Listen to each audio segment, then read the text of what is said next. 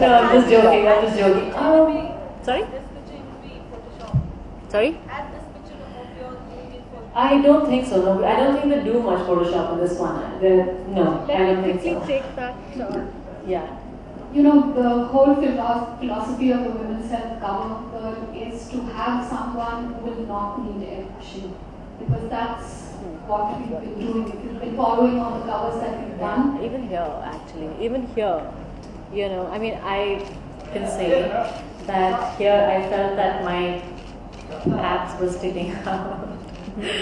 But they don't quite correct it, and this is just the way it was. We do go back and forth with stars. Which is, yeah, I mean, we did sit on the final 4 or 5 that were going to come out, but they refused to, and I think that's a good thing. Chitrangada, has your husband seen the picture, and has he also said that you know something as because our voluptuously sexy? Any comments? This is the launch of the magazine, so I don't think so. He hasn't seen it as yet now.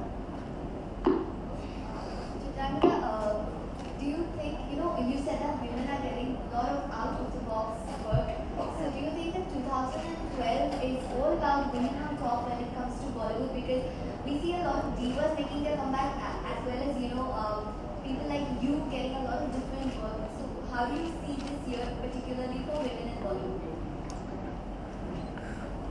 Particularly this, I think you're right. I mean, now that you're saying it, that from Jessica, I think things have started to change so much. With Rani now coming with Aya, and of course Sridevi, she's coming back, and Vidya, of course, has I think really set the ball rolling. I think a lot of credit goes to her. Things have changed so much, and I think it's a lot to do with the audiences. I think they are the ones that we need to give all the credit to, most of the credit to at least, because they make these films a success. Definitely, I think the mindsets are changing, and we've been talking about this for the longest time, that this is a man's world, woman's world, whatever. But I think there's definitely some kind of movement. There is, I think the story is selling more than, how do you say, maybe, I'm not saying the star value doesn't count, of course it does, but I think the story is becoming far more important, the content is becoming important, which is really good. Yeah.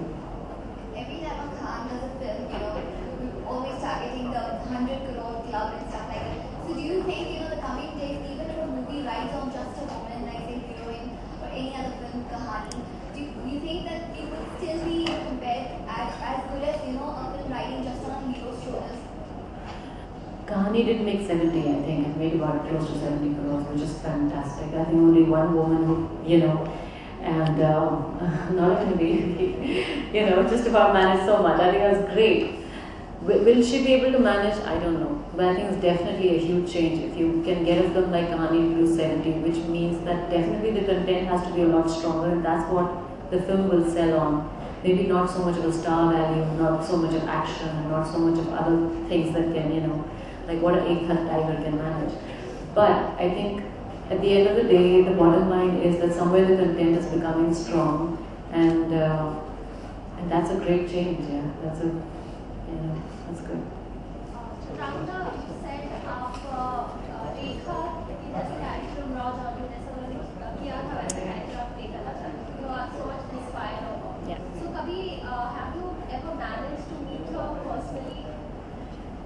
I met her at the Filmfare Awards once, but it was very, quick, and we obviously didn't get to talk. But if I could ever get to sit her down and talk to me about the film, it would be amazing. Yeah, I think that's one of the best female characters as far as, of course, not talking about Rahila Ji and all the other films that she did, but in my time that I saw. Yeah. We forgot to ask you about your favorite male actors. We should. Did you? So it's just a question that gets asked all the time. So it's nothing much really.